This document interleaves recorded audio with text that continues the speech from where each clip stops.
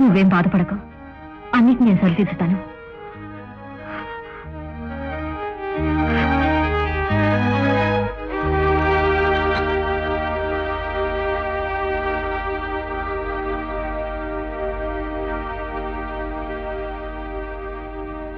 ఆడదాన్ని ఏడిపించడం గొప్ప విషయం కాదండి. మగవాడి మెడ నుంచి పెళ్లి చేయడం గొప్ప విషయమా? ఏది ఎలా జరిగినా పెళ్లి పెళ్ళే. ప్రేమ లేని పెళ్లి పేరుకు మాత్రమే పెళ్లి అవుతుంది. మనసు బాగోపోతే మగాళ్ళు సిగరెట్లు తగలేస్తారు, ఆవేశం వస్తే అరుస్తారు, కోపం వస్తే బయటికి పోతారు. ఆడదేం చేస్తుంది? ఏడుస్తూ కూర్చోవడం తప్ప. ఏది ఏమైనా నిర్మల మీకు తాళి కట్టిన భార్య. తెలుసు, నా భార్య పెద్దరికం వహించి నాకు కట్టబెట్టిన భార్యని తెలుసు. ఏమండి, జరిగిందేదో జరిగిపోయింది. ఎన్నో ఆశలతో, కోరికలతో, కలలతో ఇంట్లో అడుగుపెట్టిన అమాయకురాలికి ప్రేమ అనురాగాలు అందించడం మీ బాధ్యత. ఇంతకన్నా నేనేమీ చెప్పలేను.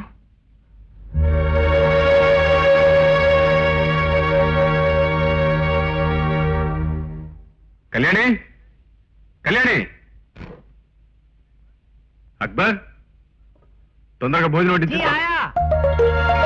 आवारा हूँ ताररा, आवारा हूँ ताररा, या गर्दिश में भी आसमान का तारा हूँ.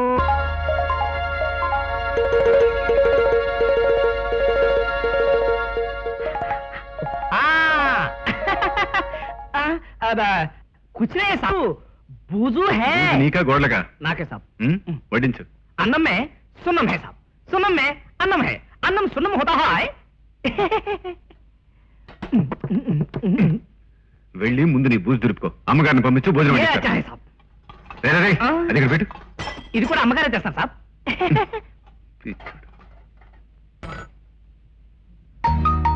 నిన్ను పిలవకపోయినా ఎవరిని పిలిచినా నువ్వే వెళ్తూ ఉండాలి.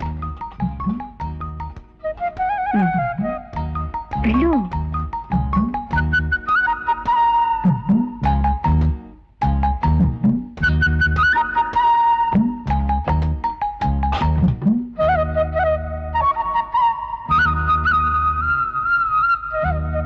ఏమిటలా దిష్టి బొమ్మలా నిలబడ్డావు?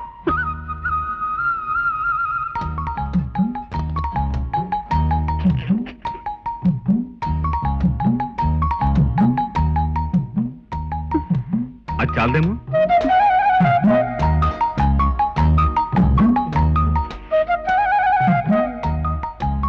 ఇంకా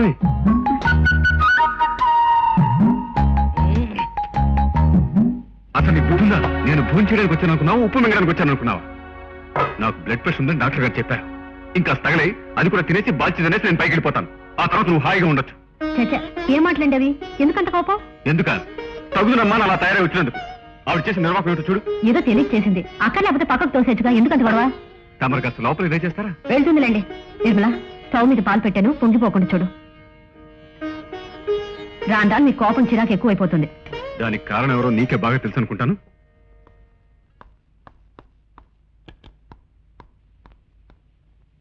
ముడితో పాటు అడవులకు బయలుదేరి సీతమ్మలాగా నాతో పాటు నువ్వెందుకు? అక్కడ 10 మందిలోనూ ఈయన గారి రెండో భార్య నేనే అని పబ్లిసిటీ ఇచ్చుకోవడానికా?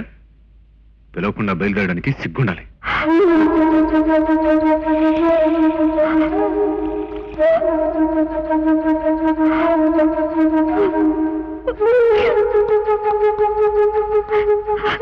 నేను మీకే ద్రోహం చేశాను, ఏం అన్యాయం చేశాను?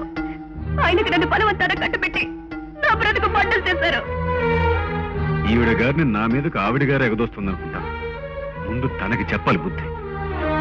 ఆఫీసులో ఆయనకి సెక్రటరీగా ఉన్న రోజుల్లోనే ఆనందంగా బ్రతికారు. ఇల్లాలిగా ఇంటికొచ్చి అనుక్షణం నరకం అనుభవిస్తున్నారు. ఈ చిత్రహింస భరిస్తూ బ్రతకడం కంటే చావడం మంచిదే.